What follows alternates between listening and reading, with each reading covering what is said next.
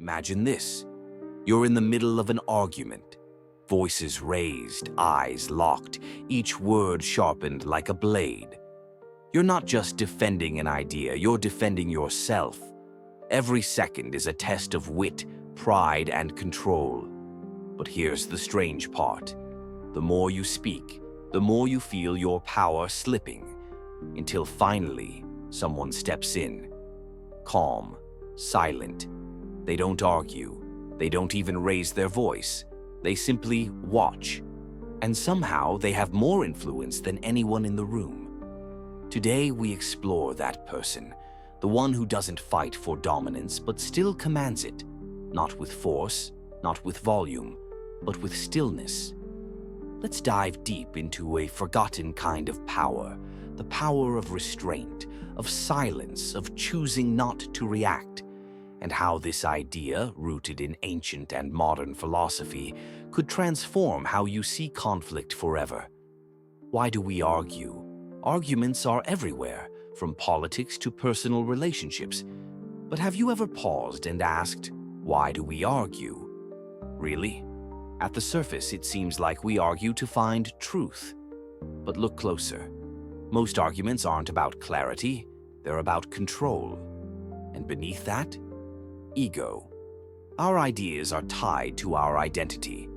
So when someone challenges our belief, it feels like they're attacking us. No wonder debates turn into emotional battles. We don't argue to understand. We argue to be right. We argue to win.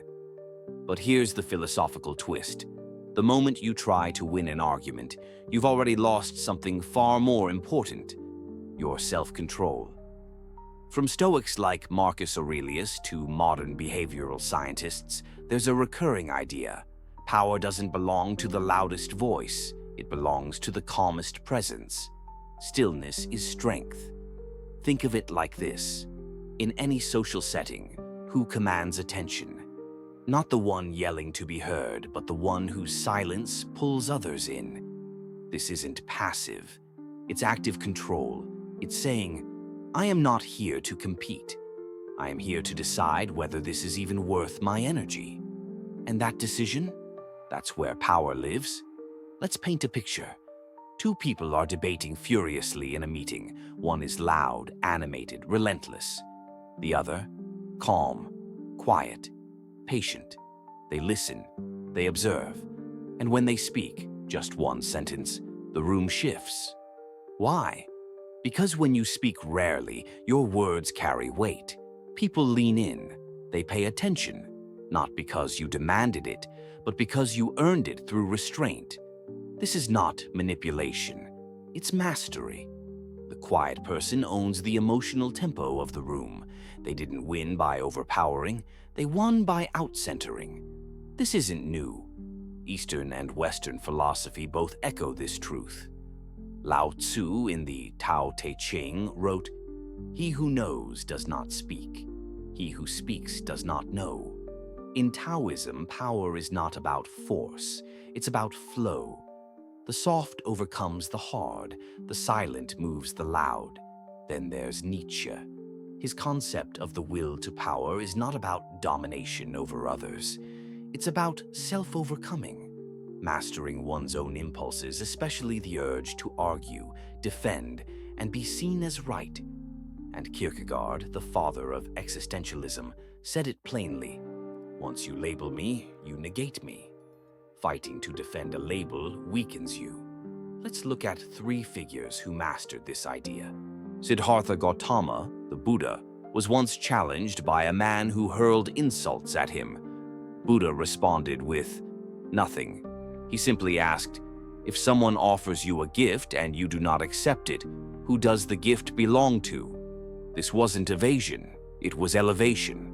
Leonardo da Vinci, rarely known for speeches or debates, let his works speak. He didn't argue his ideas, he built them. The Vitruvian Man, the flying machines, anatomical drawings, centuries ahead of his time. He knew silence created mystery, and mystery creates influence. Rosa Parks didn't yell, she didn't argue, she just stayed seated, and her silence cracked the system. The most defiant act wasn't a scream, it was stillness. Sometimes silence is the loudest rebellion. Modern research confirms what ancient philosophers intuited. Calm people are more persuasive. Why? Because we associate calm with competence. The brain doesn't process logic when under emotional stress, so the more heated you get, the less convincing you are. Silence creates psychological tension, and tension equals control. You're not trying to manipulate. You're creating space for others to reveal their own thinking, just like Socrates did. And in that space, people either collapse or reflect. Either way, you win by doing less. But here's the twist. Silence isn't always the answer. Sometimes silence is cowardice. Sometimes it's compliance. Silence is powerful only when it is chosen. If you stay quiet out of fear, you've lost. If you speak with purpose, you lead. You must ask yourself, am I being silent because I fear the consequences? Or because I've assessed the battlefield and chosen stillness as my move? That's the difference between a passive victim and a powerful strategist. So, how do you practice this? Here's a practical breakdown. Pause before you react. Even 2 seconds of stillness can stop an emotional spiral. Listen with intent, not to reply. Focus on what's underneath their words. That's where the power lies. Speak when the room is ready, not when you're ready to vent. Let silence create pressure. You don't have to fill every gap. Let the silence speak for you. Use questions, not statements. Instead of saying you're wrong, ask, what makes you believe that? Let them do the talking and the unraveling.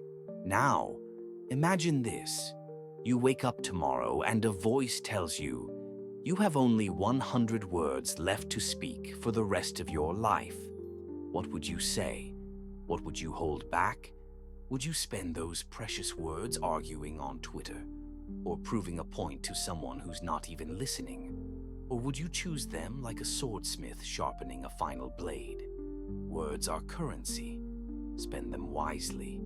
Power does not lie in the noise. It lies in the pause before it, in the stillness most fear, in the silence that shapes the world. If this message stirred something in you, you know what to do.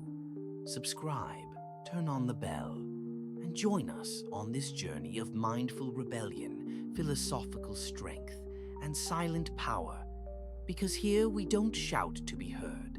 We learn to whisper and still change the world.